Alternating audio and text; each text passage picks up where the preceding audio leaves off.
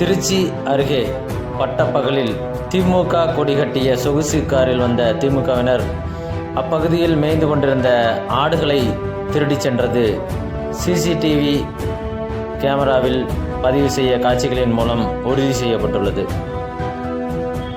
ஆளும் கட்சியாக இருக்கக்கூடிய திமுகவினர் இப்படி திமுக கொடி கட்டிய காரில் வந்து ஆடுகளை திருடுவது திருச்சி அருகே பரபரப்பை ஏற்படுத்தியுள்ளது.